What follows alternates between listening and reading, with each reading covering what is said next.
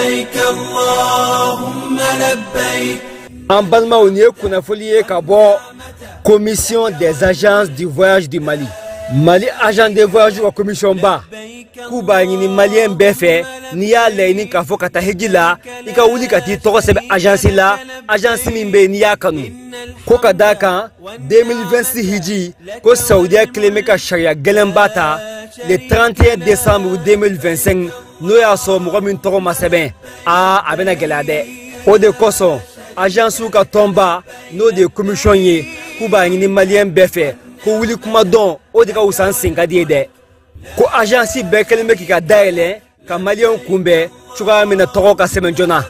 o de koso nemia leini ka fo ibna ta hijila walma ki ka mabla kata ki ka wuli ka besisan ka buli kata agence ben ka fo niya kanu naka barata buli dia toko seben ikatake nintu ye kuna fuliye anye kuna fuli min so ka bo Mali agent de voyage ka tombala naka maka fo commission Allah ka fami ko nyumandi amma assalamu alaikum.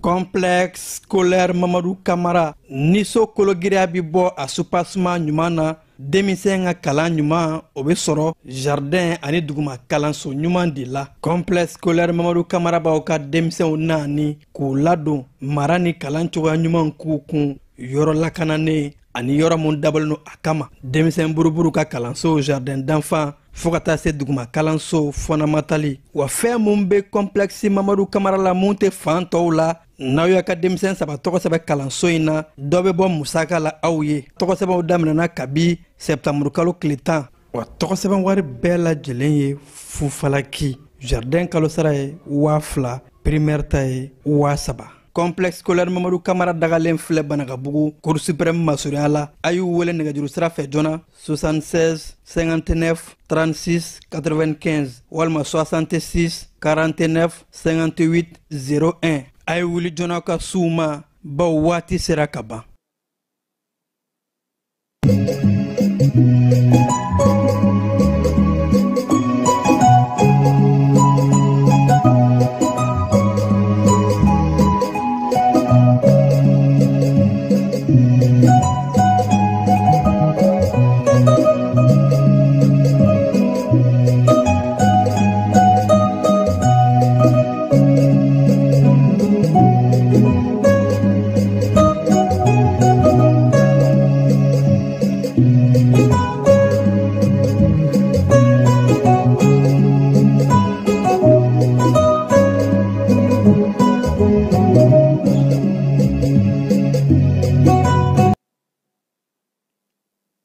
Juma la octobre kalo kile mugan nani san 2025 ka aw fo ka koɲuman dɔn ni sanga in na aw minnu sɔgɔlen no ana ka fɔ k'aw bisimila ka wulada in na bamanankan kibaru kɔnɔ kɛnɛ mun na n'aw bɛna walawalali ni kunnafoli caman sɔrɔ Mali ani diɲɛ fan bɛɛ lajɛlen kan an ka wula in na kibaruya bakuruba dɔw bɛna tali kɛ taji ko yaasa ka se ka an ka jamana dɛmɛ a ko la irisi jamana y'a yira k'a fɔ k'u bɛna tajima fɛnw produit pétrolier tɔni 100 ni 200 fo ka taa se 200 ma ko ka o di an ka jamana ma kalo kɔnɔ o de bɔra irisi jamana délégation dɔ bi olu ni jamana kuntigi u ka ɲɔgɔnye la jamana kuntigi dagayɔrɔ la kulubakaw bara lakanako bunakun kan an ka cɛfini tabaw olu ye wulikajɔba dɔ kɛ ni ka mobili dɔ susu kibaruya k'a fɔ ko mobili mun ni bamaciya ni juguya kɛwale tigilamaw ka tajiw ani fo ka taa se furo ni mugujugu kun dogolen bɛ a kɔnɔ olumasiri tabaw ka ɲɛmaaba a yɛrɛ k'a fɔ k'u ye o susu ka o daji yɛlɛma mun n'a bɛ ka kɛ olumasiri tabaw olu ka kunkan a yɛrɛ mɛ k'a fɔ maa mun bɛ yen nɔ ni ale ye général de brigade Famuke Kamara ye ko kɛlɛtigila ka kɛlɛkɛrɛnnen mun ni u sigira sen kan ko opération spéciale fuga kɛnɛ ale kɛra o commandant ye ka se ka o baaraw ka o ɲɛminɛ jugu olu kɛlɛli kama an ka jamana marabolo kɔnɔna min bɛ ni o ye Kidali marabolo ye a ɲɛma général Elhaj Gamu ale ye ɲɔgɔn dɛmɛ ni ɲɔgɔn jigitigiw waleya dɔ kɛ ka taa se Kidali dugu misɛnmanin caman na jamana ɲɛmaa tɔgɔ la yaasa ka se ka taa dɛmɛ di u ma ni ka tila ka yira u la k'a fɔ jamana ɲɛmaaw hakili bɛ u la ka se ka dɛmɛ don u ma hakaja lakana o bɛ se ka sinsin cogo min na taji ko o kɛnɛ kan halisa an ka jamana jagokɛlaw olu ka minisiri Musa Alassane Diallo ale ni taji donnaw ka jɛkulu ye ɲɔgɔn ye kɛ yaasa ka kuma fɛlɛ minnu ni o bɛ ɲɛmaayasow bolo ka se ka taji ko gɛlɛya ka nɔgɔya malidenw ka hakaja ka a ban pewu ɲɔgɔn dɛmɛ ani ɲɔgɔn jigitugu ni kɛrɛfɛden kɛlɛli kalo an b'o kɔnɔ an ka kɛnɛya minisiri muso colonel major Assa Badiolo Touré ale ka cakɛda minnu bɛ yen ni olu bɛ dɛmɛ hakɛw kan prévoyance sociale cakɛdaw olu ye dɛmɛ ta k'a di maaw ma maa minnu ni olu mako bɛ a la dɛmɛ mun n'a taara jɔ sefa wari $25,000 hakɛ la halisa ɲɔgɔn dɛmɛ ɲɔgɔn jigitugu bunakun kan militaires ni o ye surasiw ka maakɔrɔba ye dɛmɛ taara k'o di o fana ma an ka jamana kɛnɛya ni ɲɔgɔn dɛmɛ minisiri muso olu ka bolo kan kɔkan kibaruyaw kɔnɔna la ganakaw ka jamanakuntigi kɔrɔ ni o ye John Oroweli ale furumuso ko a fatura ka sanga ni waati in ye ninnu de an ka kibaruyabaw la kumaba dɔw ye an bɛna kunnafoni wɛrɛ fara mun kan ka ɲɛfɔli bonya aw ye sɔɔni a y'aw sɔgɔ ko ɲuman ja ni kunnafoni sira an'an ka bɔlɔsiraw bɛɛ lajɛlen na an bɛna sɔɔni sisan ka ɲɛfɔli k'aw ye.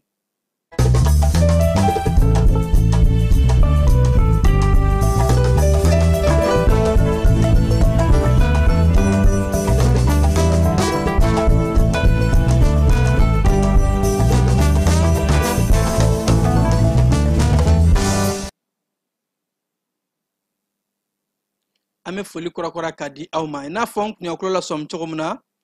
Mali ni Irisi jamana ka jɛɲɔgɔnya a bɛ ka kolo gɛrɛ ka taa fɛ o de siratigɛ la an bɛ waati gɛlɛn mun kɔnɔ ni kuma in na ko Irisi jamana ye dɛmɛ ani dɛmɛden walew ka o dabɔ k'o ɲɛsin an ka jamana ma bi jumadon in na an ka jamana kuntigi Général d'armée Assimi Goïta ale ye Irisikaw ka délégation dɔ ka aw bisimila jalajaw kɔnɔ k'a yiramɛ k'a fɔ Irisiw ye layidu ta ko u bɛna tajimafɛnw produits pétroliers ka a tɔni ba 100 ani ba 60 fo ka taa se ba 200 ma 160,000 à 200,000 tonnes ko ka o produits ka o ta k'a di an ka jamana ma kalo o kalo kɔrɔfɔ in a dayɛnɛmayara an ka jamana sɔrɔ bosodaw minisiri Aluseni Sanu fɛ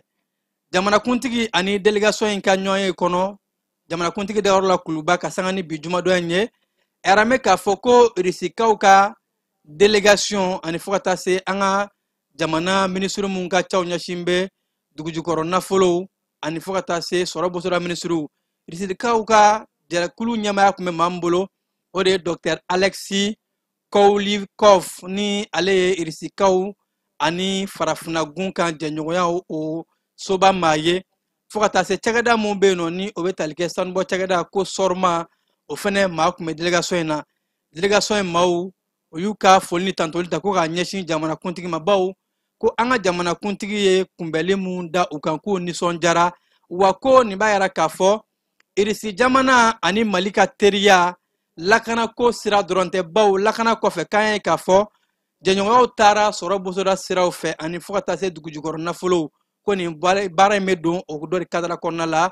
an ka sɔrɔ bosoda siraw ko produit kow ni o ye taji kow ye ko ka se ka o kologiriya o de la jalajɛba in kɔnɔ yɛrɛ la k'a fɔ ko Irisi jamana o bɛna dɛmɛ ta k'a di an ma kosɛbɛ produit kow ni taji kow olu sira fɛ ni taji kow bɔra la fɛn mun ye bile ye u bɛna bile caman ta ka na di an ma ani ko fo ka taa se ka jɛɲɔgɔnyaw ka o kologiriya ani angɛrɛw cikɛlaw olu bɛ se ka ci kɛ n'o ye cogo min na o de bɔra nin jalajɛba in kɔnɔ maa mun bɛ yen nɔ ni ale y'an ka jamana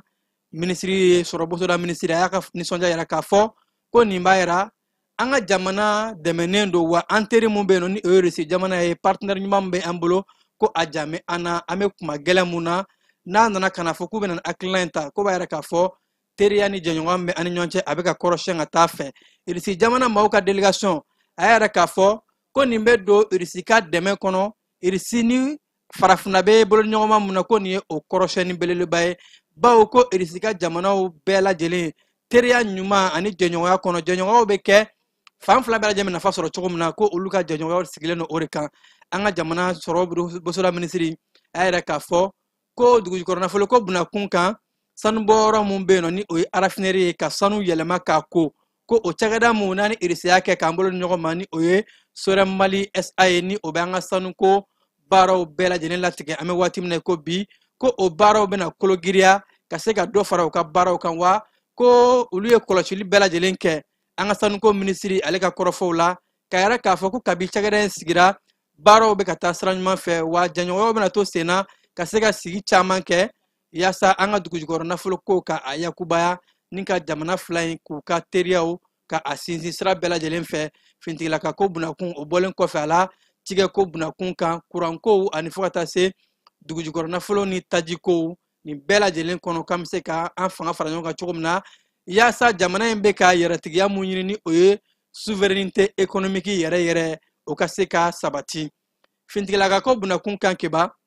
yɛlɛma yɛlɛma mun ni o donna an ka jamana fintigilakaw ka ɲɛmaasow la an y'a ye k'a fɔ conseil des ministres fɛ yɛlɛma dɔw donna la a yɛrɛ mɛ k'a fɔ ko kɛlɛbolo kɛrɛnkɛrɛnnen bɛna sigi an ka jamana fintigilakaw fɛ u ye kɛlɛbolo min tɔgɔ da ko fugakɛnɛ opération spéciale de don fugakɛnɛ mun ni kɛlɛbolo dɔ don ko kɛlɛbolo autonome de don wa a baaraw bɛna kɛ ka se ka an ka lakanako ka giriya ka fɛlɛw ta fɛlɛ mun n'a b'a to dɔ bɛ se ka fara maa ni o bololafɛnw lakanali ka cogo min na fintigilakaw ka se ka u ka dagaw ka caman fara kan ka a kologiriya a yɛrɛ mɛ k'a fɔ ko fugakɛnɛ kɛlɛbolo kɛrɛnkɛrɛnnen a ɲɛmaa tara k'a di an ka jamana garde nationale olu ka chef d'état major général ma ni o ye général de brigade Famukɛ Kamara ko ale de sugantira ka kɛ nin kɛlɛbolo kɛrɛnkɛrɛnnen fugakɛnɛ o ɲɛmaa ye o yamaruya dira a ma an ka wolomasiri tabaw ka ɲɛmaaba ni o ye Baru ye n'an bɔr'o kɔnɔ halisa cɛfini tabaw olu ka wulikajɔ kɔnɔna la kidalikaw bara an ka wolomasiri tabaw ko u ye mɔbili dɔ n'a kun dogolen don kosɛbɛ tu dugu ma u kun kɛn bɛ ka mɔbili in yɛrɛ kɛ n'a fɔ tu k'a datugu ja mɔbili in kɔnɔ ko tajimafɛnw fo ka taa se funubaraniya fɛn minnu ni u b'a kɛ k'u ka mugujuguw dilan ko explosifs ko caman de kun dogolen don mɔbili in kɔnɔ ka sanga ni kununko alamisa octobre kalo tile 23 ye an ka wolomasiri tabaw ka sɛgɛsɛgɛli ɲuman kɔnɔna la surveillance u ye u ɲɛ da nin mɔbili in kan k'a sɛgɛsɛgɛ k'a lajɛ ko ɲuman k'a dɔn k'a fɔ siga t'a la nin ye juguw ka mɔbili de ye pick-up n'a kun dogolen don ko ɲuman cɛfini tabaw u y'a sɛgɛsɛgɛ ni ka mɔbili in k'a viser k'a susu ka a mɔbili n'a kɔnɔnafɛn bɛɛ lajɛlen daji ko mugujugu mun ni a cira nin mɔbili in na a furuna cogo min na tasuma min bɔra a la cɛfini tabaw ka ɲɛma yɛrɛ k'a fɔ ko siga foyi t'a la sɛgɛsɛgɛliw kɔnɔ u y'a ye k'a fɔ tajiw ani funubarani dilanfɛnw explosifs olu de kun dogolen bo mɔbili in kɔnɔna la nka kɛ ni cɛfini tabaw ka sɛgɛsɛgɛli ɲuman ye k'u sera ka bamanciya ni juguya kɛwale tigilamaw ka nin mɔbili in ka a daji mɔbili min n'a kun dogolen don wa ko siga kun kɛn bɛ k'a fɔ mɔbili in a bɛ ka taji doni ka taa di bamanciya wale ni juguya kɛwale tigilama dɔw de ma walima u kun bɛ ka jan dɔ ka a labɛn ni nin mɔbili in ye o ko fila kɔni kun don nka u ka janfa in an'u ka juguya wale in an ka cɛfini tabaw ka wulikajɔw an'u ka lakɔlɔsili ɲuman kɛra sababu ye ka se ka a mɔbili daji cɛfini tabaw ka ɲɛma yɛrɛ k'a fɔ ko wulikajɔw bɛ to sen na Mali fantan naani bɛɛ lajɛlen cɛfini tabaw fɛ yaasa ka se ka maliden ni a bololafɛnw lakana keba an bɛ to Kidali kɔnɔna la bi jumadon in na octobre kalo tile 24 Kidali marabolo ɲɛma journal division Elhaj Gamu ale ye baaraba dɔ kɛ jamana ɲɛmaaso o tɔgɔ la a yɛrɛ mɛ k'a fɔ Kidali dugu mun bɛ yen nɔ a burusi kɔnɔnaw n'a dɔw ye Tasik ye a dɔw ye Takalɔti ye ani fo ka taa se Salo ma ko Gamu taara munumunu salo kɛ ni togoda ninnu bɛɛ lajɛlen na ni ka se ka taa maa minnu bɛ yen ni olu ye gɛlɛya sɔrɔ ka bɔ bamanciya wale ni juguya kɛwale tigilamaw yɔrɔ ni u ye dɔw ka sow ci ka gɛlɛya lase maa caman ma ko Gamu jamana ɲɛmaaso tɔgɔ la a taara yira Kidalikaden ninnu na k'a fɔ jamana ɲɛmaaw hakili bɛ u la ka jigisigi d'u ma wa jigisigi kɔfɛ a ye donbolo ta k'a d'u ma dɛmɛ mun n'o bɛ tali kɛ balo ni a ɲɔngow ani dɛmɛ wɛrɛw jamana ɲɛmaaso tɔgɔ la Général Gamu a yɛrɛ k'a fɔ ko ni marabolokaden ninnu ni sigida den minnu ni olu bɛ jamana bɛn ni keleya ɲini wa u b'a laɲini u ka sifinnakaw ka se ka taa kalansow la basigi ka se ka na marabolo in kɔnɔ u ka se k'u ka bagan mara ani u ka tile baaraw kɛ ko u bɛ o mun laɲini u bɛ lakana mun laɲini ko ani faso kanu mun bɛ u la kɔkɔrɔmadonni ninnu bɛ nin maa ninnu bolo ka ɲɛsin jamana marabagaw ma k'a ka kan marabagaw ka se ka dɛmɛ ta ka d'u ma nin ye o wale dɔ ye marabolo ɲɛmaa Elhaji Gamu ale ka taali ka taa ɲɛ da kidalikadenw kan ka yir'u la k'a fɔ cɛsiri mun ni u b'a la ani wulikajɔ min b'a la u la jamana ɲɛmaaw bɛ u ka walew k'u dɔn u ye wa jamana ɲɛmaaso hakili b'u la ko wulikajɔw bɛna kɛ yaasa ka se ka dɔ fara lakana ani fo ka taa se u bɛ se k'u ka ɲɛnamaya kɛ cogo min na ka sɔrɔ u ma jasiran u ma papa tajiko sira fɛ kɛba halisa an ka jamana jagokɛlaw ka minisiri Musa Alassane Diallo ale ye taji donnaw ka jɛkulu ka u bisimila jɛkuluba fila minnu bɛ ni olu bɛ taji donnaw ka koɲɛw kunna Musa Alassane Diallo anu ye ɲɔgɔn kɛ kunungo alamisa octobre kalo tile 23 aramɛ k'a fɔ jɛkulu ninnu ni o ye groupement malien des professionnels de pétrole ye o ni jamana ɲɛmaaso kumaɲɔgɔnw bɛ kɛ u ni ɲɔgɔn cɛ kuma o kuma comité de crise ni o ye ministres ni maa wɛrɛw olu ka jɛkulu ye ni bɛnkan mun sɔrɔla o kɔnɔ o bɛnkanw bɛna ka na fɔ taji donnaw ye k'a kun tɛ dɔwɛrɛ ye fanga bɛ se ka fara ɲɔgɔn kan cogo di taji donnaw olu mun ni chauffeur ani fo ka taa se mobilibatigiw ma ni olu bɛɛ lajɛlen bɛ a kɔnɔ ni u bɛ wulikajɔ ni cɛsiri la su ni tile ni waati in na ni kuma gɛlɛn yaasa taji bɛ se ka donni cogo min na donni cogo cɛɲi kɔnɔna la ka na di malidenw ma jalajɛ in kɔnɔna la Musa Alassane Diallo jagokɛlaw ni balimaliso minisiri yɛrɛ k'a fɔ k'a nisɔndiyara bawo ko maa fila bɛɛ lajɛlen ŋaniya ye mun ye Mali bɛ se ka lafiya cogo min na ko ŋaniya mun bɛ an bɛɛ lajɛlen kɔnɔ bi o de ye jugu kɛlɛ mun bɛ an na ni o ye jafana wale tigilamaa ninnu ye ka se ka o kɛlɛ ko o kɛlɛli kɔnɔna la a ye mɛn k'a fɔ maliden bɛɛ dusu bɛ kelen ye bɛɛ lajɛlen bɛ ka ɲɔgɔn minɛ k'o de la kow bɛ ka se ka taa ɲɛ fɛlɛn dabaliw bɛ ka taa fo ka taa se fura ye mun ye an bɛɛ lajɛlen ye hakilina falenfalenw kɛ taji donnaw ka fara jamana ɲɛmaasow kan yaasa maliden bɛ se ka lafiya cogo min na kebanamboro la an bɛ taa ɲɔgɔn dɛmɛ ani ɲɔgɔn jigitigiw an bɛ octobre kalo la o ye ɲɔgɔn dɛmɛ ni kɛrɛfɛden kɛlɛli kalo ye o siratigɛ de la jamana cakɛda minnu bɛ yen nɔ ni olu bɛ bilankɔrɔ koɲɛw ni o ye prévoyance sociale cakɛdaw ye musojɛkulu olu ye musaka dɔ fara ɲɔgɔn kan musaka mun n'a taari jɔ sefa wari miliyɔn 25 hakɛ la ka dɛmɛ ta k'a di maaw ma maa minnu ni a ka kan kosɛbɛ a bɛ fɔ jɛkulu ma ko réseau des femmes des organismes de prévoyance sociale dɛmɛ ni dɛmɛden cakɛdaw bilankɔrɔ cakɛdaw o musolakaw a yɛrɛ mɛn k'a fɔ u ye dɛmɛ ta ka ɲɛsin maa minnu ma maa minnu ni olu ka gɛlɛya fanga ka bon kosɛbɛ baara in kɛra kunungo alamisa octobre kalo tile 23 a ɲɛmaya kun bɛ an ka jamana minisiri muso bolo mun ka caw ɲɛsin bɛ dɛmɛ ani kɛnɛya ko ma ni o ye colonel major Asaba Diallo Ture a yɛrɛ mɛn k'a fɔ ko u ye kiti alimentaire n'o bɛ tali kɛ balo la o 150 hakɛ ka fara furaw kan frigow ani fo ka taa se pompe solaire jardin maw olu bɛ sɔnni kɛ ni mun ye katakataninw dara ani fo ka taa se ka kɛsu k'o di maaw ma minnu bɛ se ka bolomayɛlɛmali kɛ ni a ye kɛnyɛrɛye sira fɛ a yɛrɛ la k'a fɔ mɔgɔ 200 olu de garizigɛ donna ni dɛmɛ ninnu na dɛmɛ mun ni a kɛra ɲɔgɔn dɛmɛ ni kɛrɛfɛden kɛlɛli kalo o hukumu kɔnɔna la a yɛrɛ la k'a fɔ fɛn mun ye baarakɛminɛw ye o kɔfɛ maaw mago bɛ jɔ dala dumuni kun fɔlɔ mun na n'o dɔ bɛ tali kɛ malo tulu makɔrɔni ni a ɲɔngo o fɛnɛ caman o cɛra k'a di maaw ma maa minnu n'a ka kan an ka jamana kɛnɛya minisiri muso ani mun bɛ ɲɔgɔn dɛmɛ ko kunna colonel major Asaba Diallo Ture a yɛrɛ k'a fɔ k'a nisɔndiyara bawo ko nin bɛ don jamana ɲɛmaaso ka hakilina kɔnɔ ɲɛmaaso bɛ ka wulikajɔ mun kɛ n'a a baara yɛrɛ kun fɔlɔ a daminɛna jamana kuntigi yɛrɛ fɛ k'a fɔ an bɛ kalo mun kɔnɔ an ka san kuma bɛɛ lajɛlen ha ka ja to min ka sigi nin kalo kan k'a kɛ ɲɔgɔn dɛmɛ ani kɛrɛfɛden kɛlɛli kalo ye ko mali dɔn bɛ ni dɛmɛ ni dɛmɛdɛmɛ mun ye an bɛɛ lajɛlen bɛ ɲɔgɔn dɛmɛ ko o wale nin ye o sinsinbereba ye kabi gale a bɛ k'an fɛ cogo min na yaasa ka se ka an ka sigiw ja bɛn ni keleya ka o sinsin an ka sigidaw kɔnɔ halisa an bɛ to ɲɔgɔn dɛmɛ ani kɛrɛfɛden kalo o koɲɛw la an ka jamana kɛnɛya minisiri muso ni ɲɔgɔn dɛmɛ ni ale bɛ o baaraw kunna a taara se maakɔrɔba ma ni ale ye kɛlɛcɛkɔrɔba ye ko ancien combattant Abasi Kureshi ni ka taa a yira la k'a fɔ jamana ɲɛmaaw u hakili bɛ u la ni maa mun ni a bɛ san 94 na bi an ka ancien combattant in a yira mɛ k'a fɔ n'a sigiyɔrɔ bɛn bɛ Lafiyabugukaw ma ka sanga ni bi alamisa donya in de an ka kɛnɛya minisiri muso a taara I ɲɛ da ni maakɔrɔ in kan maa mun ni ale ye jamana ka a lakana ka marifa ta kabi nanzarakile waatiw fo ka taa se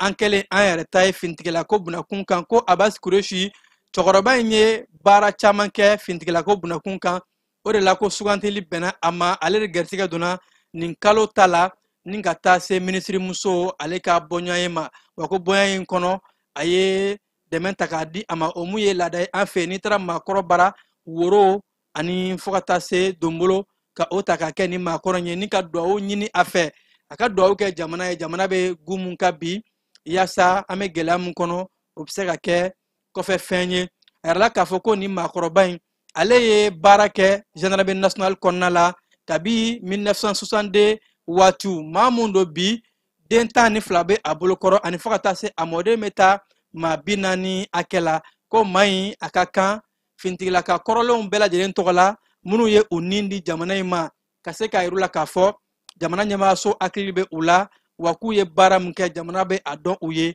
jamana ɲɛmaaw bɛɛ lajɛlen tɔgɔ la kɛnɛya minisiri muso ale taara se ni maa kofɔlen ma ni ka bonya ka o segi a ye u ye baara min kɛ kibanan bɔr'o kɔnɔ an bɛ taa douane maaw ka wulikajɔ la an ka douane cɛbalenw ka sanga ni u ye wulikajɔba dɔ kɛ Kayi marabolo kɔnɔna la a yɛrɛ mɛn k'a fɔ k'u ye farini tɔni 29 ani fo ka taa se sukaro ma ni olu tun bɛ ka dogodogo ka don sɛbɛnfura foyi tɛ o la douane maaw u taara tɛgɛ da o kan dancɛw kɔnɔna la a yɛrɛ mɛn k'a fɔ u ye minɛli caman de kɛ minɛn minnu n'u tɛ sariya kɔnɔ a dɔw ye k'a daminɛ octobre kalo tile 23 la ko u ye farini dɔw minɛ dɔw bolo tɔni 12 ɲɔngo n'u kun kɛn bɛ ka a dogo ko ɲuman ani fo ka taa se sukaro tɔni 3 ɲɔngo ma wa ko sɛbɛnfura foyi kun tɛ u ka nin minɛn ninnu na o de la douane maaw k'u bɛ wulikajɔ mun na minɛn kana don minɛn mun n'a ma se ka lakodɔn wa minɛnw kan ka bila sariya mun kɔnɔ fo bɛɛ lajɛlen de ka labato douane ɲɛmaaba inspecteur général Amadu Konate ale n'a ka cɛbalenw u bɛ ka wulikajɔ minnu kɛ ka se ka ɲɛnaminimafɛnw ani minɛn mun tɛ sariya kɔnɔ k'o kɛlɛ ko nin bɛ don o wulikajɔ dɔw de la ka fara Kayi u ka sigida mun bɛ n'a bɛ wele ko Legal Segu fo ka taa se Diyala ko nin n'a ɲɔgɔnw bɛɛ lajɛlen na larawiliw kɛra yen ka se ka taa minɛnw minɛ minɛn minnu n'o tɛ sariya kɔnɔ douane maaw ka wulikajɔw o siratigɛ de la kibanan bɔr'o la an ka jamana forobacɛw minisiri ni ale ye kɛnyɛrɛye baaraw minisiri muso ko don ni o ye Umusali Sɛki ye ale ye wulikajɔ dɔ kɛ ni k'a yira k'a fɔ Mali ani Alimaɲi jamana ka bolo ɲɔgɔn ma ka se ka o kɔrɔsiyɛn a yɛrɛ mɛn k'a fɔ Alimaɲi jamana ani u bɛ tɛgɛ di ɲɔgɔn ma cakɛda caman kɔnɔ ni o ye kɛnyɛrɛye cakɛdaw ONG ni a ɲɔngow olu minnu bɛ an ka jamana kɔnɔ kabi san 2009 ko fondation Friedrich Naumann ko jamana fila ninnu ni jɛkulu u ye baara caman kɛ an ka jamana maracogoya kalanko fo ka taa se kɛnyɛrɛye bololabaara ni a ɲɔngow fo ka taa se basigiw ka se ka don an ka baarakɛlaw la ko cakɛda in jɔyɔrɔ ka bon o la kosɛbɛ o de la an ka jamana minisiri muso a taara se cakɛda in ka san 15 baaraw la an ka jamana kɔnɔ ka taa o ɲaɲali koɲɛw kɛ an ka jamana kɛnyɛrɛye tigilamaw ka minisiri muso in a yɛrɛ k'a fɔ ko a nisɔndiyara bawo jamana ɲɛmaaw ye wulikajɔ ni baara min bila sen kan ka se ka sifinnakaw ka baarako ka caman ta a degun na ko sifinnakaw ka baara bɛɛ yɔrɔ k'a fɔ kɛnyɛrɛye jɔyɔrɔ ka bon o la kosɛbɛ ka se ka dɛmɛ don sifinnakaw ma bɛɛ ka se ka fɛn dɔ kɛ i yɛrɛ ye k'o siratigɛ de la kɛnɛba belebele bɛna sigi an ka jamana kɔnɔ ni o ye salon international de l'entrepreneuriat ye kɛnyɛrɛyew ka kɛnɛba n'o bɛna sigi k'a daminɛ novembre kalo tile 18 ka taa bila tile 21 na minisiri ye o baaraw ka o laseli kɛ k'a fɔ ko sifinnakaw bɛɛ lajɛlen k'i labɛn nin kɛnɛ in kama wa jamana ɲɛmaayasow hakililaw bɛɛ lajɛlen kɔnɔ ani an dɛmɛbagaw o bɛna fɛlɛ ni dabaliw ta ka se ka dɛmɛ don sifinnakaw ma ni kɛnɛ belebeleba in na yaasa sifinnaka caman bɛ yen nɔ olu ka se ka o yɛrɛ ta n'o kɛra bɛɛ a bɛ caman bɔ baarako gɛlɛya la an ka jamana kɔnɔ keba an bɛ taa seko ni dɔnko kɛnɛ kan tɔnbɔkutukaw bara seko ni dɔnko kɛnɛ belebeleba min kan ka sigi ko biennale artistique et culturel o baaraw labɛn kama maa mun bɛ yen n'ale bilala ka se ka a baaraw bɛɛ lajɛlen koɲɛw fara ɲɔgɔn kan ko coordinateur général ni o ye Mamari Jara ye ale bɛ taama la nin sangɛnɛ k'a daminɛ kabi octobre kalo tile 20 yaasa ka se ka taa a lajɛ ko ɲuman baaraw bɛ cogo mun na Mamadi Jara ni ale ye an ka jamana lotolikow ani yɔrɔ sahalenw olu soba ɲɛmaa ye direction nationale ale ka taama la a yɛrɛ k'a fɔ a y'i ɲɛ da baaraw bɛ ka kɛ cogo min na hôteliw ani labɛn bɛ ka cogo min kɛnɛba minnu ni maaw kan ka taa bisimila a kɔnɔ fo ka taa se maaw kan ka jigi yɔrɔ mun na ka se ka taa o baaraw bɛɛ lajɛlen labɛn saliba minnu bɛ yen n'o dɔ ye salife ali fariga ture o baaraw ni o labɛnw a taara i ɲɛ da o bɛɛ lajɛlen kan coordinateur y'a yɛrɛ k'a fɔ ko a sewara bawo ko benali labɛnbagaw u bɛ cɛsiri ni wulikajɔ mun na o b'a yɛrɛ k'a fɔ an bɛ waati min na ko bi labɛn fanba kɛlen don biennale artistique et culturelle san 2025 kuncɛli seko ni dɔnko kɛnɛba in o ka se ka taa kɛ bɛn ni keleya ani bɛɛ lajɛlen ka nisɔndiya kɔnɔ Tombouctou kaw bara seko ni dɔnko san 2025 in octobre kalo denfa ale ye a ka ɲankunbɛ kɛnɛ kɛ gafe o kan ko livre jɔyɔrɔ ka bon kosɛbɛ baw livre kalan a bɛ kɛ sababu ye ka kalandenw k'u hakili juru cari kosɛbɛ wa an ka ɲɛnamaya fɛn bɛɛ lajɛlen a bɛɛ bɛ sɔrɔ livre kɔnɔ ko ka se ka mali sifinnakaw k'u galabu foni k'u kɛ livre kalan kan jaje yakuba daɲogo ale ka kɛnɛ in kɔnɔna la a yɛrɛ k'a fɔ a y'i ɲɛsin livre kalan ma kosɛbɛ conférence mun kan ni ministre so ministre kun nɔnabilalen don ni o ye seko ni dɔnko ministre mamu dafe ale kun nɔnabilalen don a ka chef de cabinet saliya mali fɛ fo ka taa se ministre so ma caman ma kɛnɛ a kumakun kun ye seko ni dɔnko kɔnɔna la livre kalan bɛ se ka don sifinnakaw hakili la cogo min na ani fo ka taa se sɛbɛnni k'o baaraw bɛɛ lajɛlen kɛ keba an bɛ taa fan fɛ mun bɔr'o kɛnɛ kan an k'o lajɛ jamana min bɛ kalanninjɛ kɛ o jamana bɛ sebaya sɔrɔ Nelson Mandela y'o fɔ diɲɛmaa ye o de kadira kɔnɔ yaasa ka gafe ni kalanninjɛ sankɔrɔta an ka jamana kɔnɔ seko ni dɔnko san octobre kalo denfa jaje yakuba daɲogo a y'a ka kalo baara kun fɔlɔ ɲɔgɔn kuma ɲɔgɔnya sigi gafe ni kalanninjɛ sankɔrɔtali la an ka jamana kɔnɔ ni ka maaw galabu foni ka kɛ gafe kalan kan minnu bɛ gafew sɛbɛn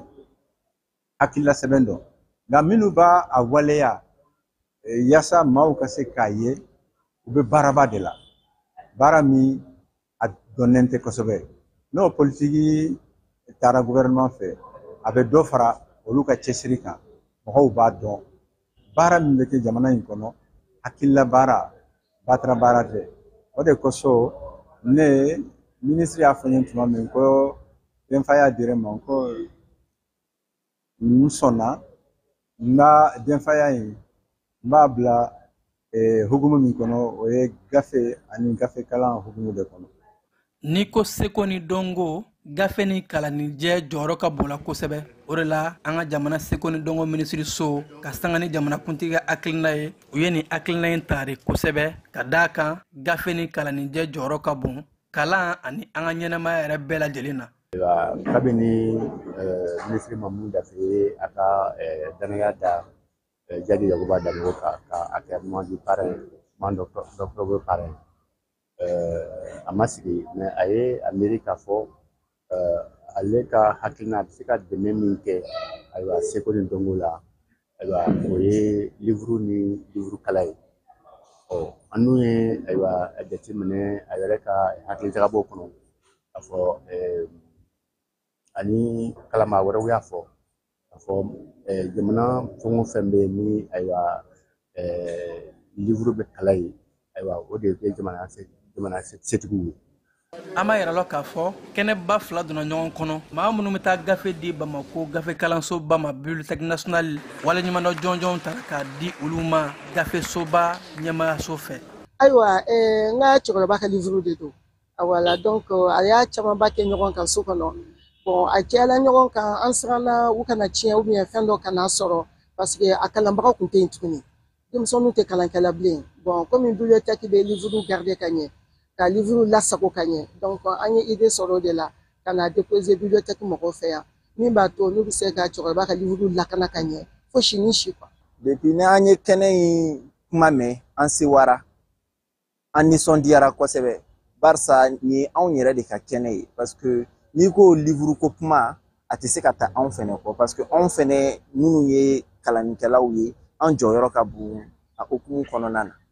nin kɛnɛ in b'a nasewa kun jumɛn na parce que a b'a to gafe kalan ani gafe yɛrɛ kanu bɛ don fɔlɔ mɔgɔw la a b'a to a bɛ mɔgɔw fɛnɛ lamuguri ka kɛ gafekala ni gafe sɛbɛn kan. An b'aw ladɔnniya k'a fɔ nin kɛnɛ in kan kalo denfa sɛbɛnnikɛlaw gafe dilanbagaw caman ye ɲɔgɔn sɔrɔ yen hakili falenfalenw ɲininkali ni jaabiw kɛra ka ɲɛfɔli bonya gafe ni kalanijɛ nafaw la an ka su ni tile maanifinya taabolow la.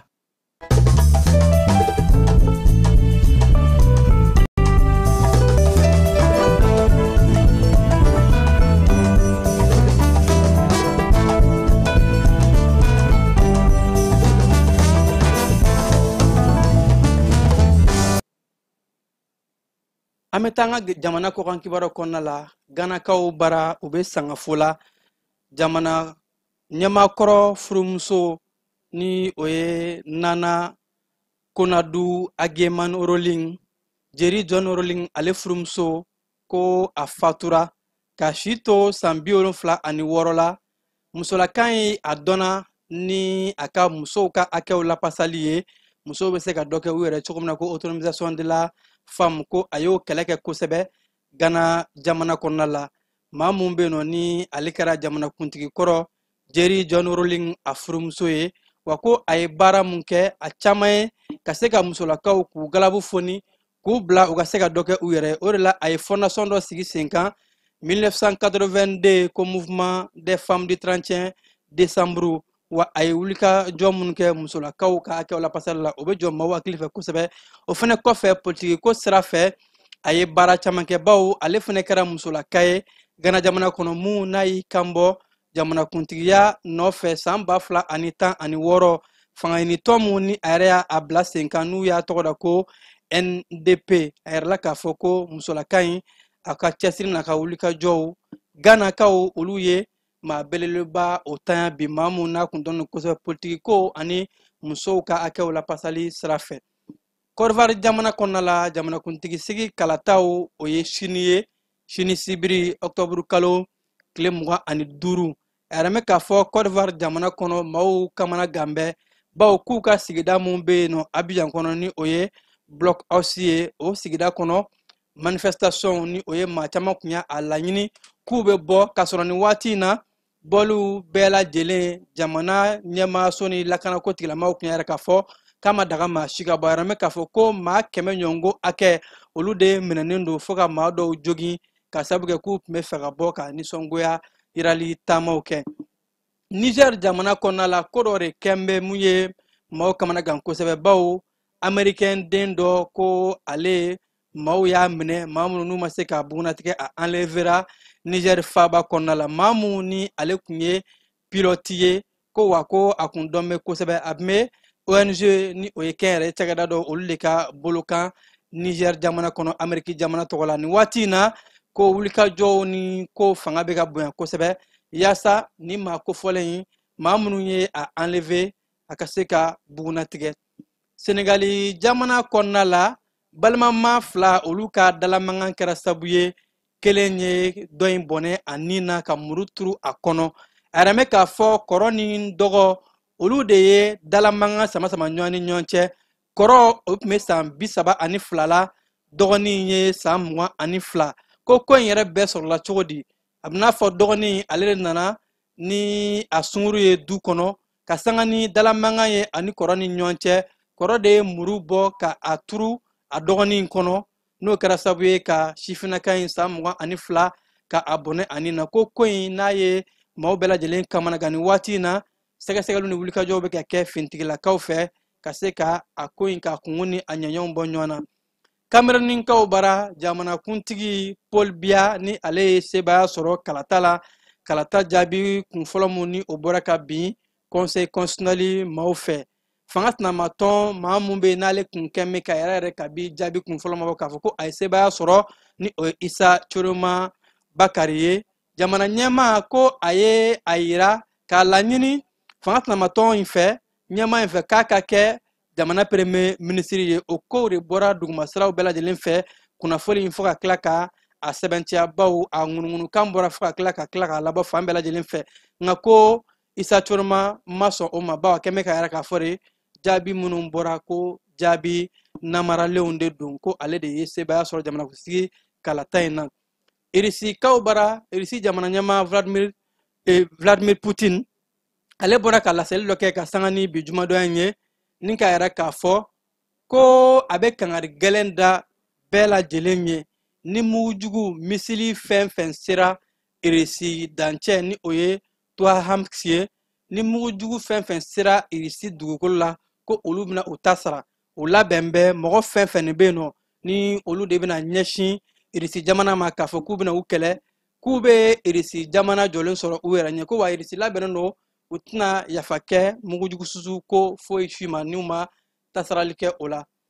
nin de ye dansiri an ka wulada in na bamanankan kibaruyaw la mun sera ka fara ɲɔgɔn kan ni sanga in na ka lase aw ma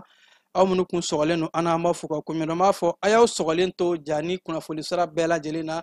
nɛgɛ kaɲɛ 21 ani Kasim Tarawele ɲɔgɔn sɔrɔ kunnafoni wɛrɛw kɛnɛ kan yan'o cɛ ne b'a fɔ ko k'an bɛn jaw tun bɛ ka yira aw la balimakɛ Kiba Ibrahim Jalo fɛ a k'an bɛn. Festival Grillade de Volaille ni y'a ta ko fɔlɔ ye kamamafɛnw ɲɛnama ani u jenini sɛw kamiw pigeons kulokulobaw tɔnkɔnɔw kɔnɔsogontiw dugudugu fo ka taa se kayi a n'a ɲɔgɔnnaw ma a baara bɛɛ lajɛlen labɛnna association Tom Dollar AMSTD ani radio Kiledu ka baarakɛɲɔgɔn kɔnɔna la nin ta ko fɔlɔ in a bɛ daminɛ novembre kalo tile 26 ka fori a tile 30 san 2025 terrain Shaba min filɛ nin Lafiyabugu a yɔrɔ man jan monument Cabral o yɛrɛ la aw minnu ye kamamafɛn marabagaw ye aw minnu ye kamamafɛn tobibagaw a n'a jenibagaw ye siyɛjennaw n'a ɲɔgɔnnaw aw kana sigi cogo si la aw ye aw bolofɛnw lakodɔn ka na aw tɔgɔ sɛbɛn nin ɲɔgɔn kunbɛn belebeleba in na n'an ko ma Festival Grillade de Volaille ni aw mago bɛ kunnafoni wɛrɛw la a ye weleli kɛ 76 42 42 02 walima 65 88 72 76 Plakasuma o tere man ɲi a ye wuli joona ka na aw sigiyɔrɔ maminɛ ni Festival Grillade de Volaille denfaya minan sigilen bɛ cɛba min kɔrɔ o ye Saka Aliseni Kamara ye président délégation spéciale communicatif kɔnɔ a denbaya mina Madame Diallo Jarafa Gakou ye promotrice lycée Beydi Kunanji Mbadew Festival Grillade de Volaille n'a bɛ kamamafɛnw kofɔ nin ye a tako fɔlɔ ye aw kana to cogo si la nin ka lakale aw ye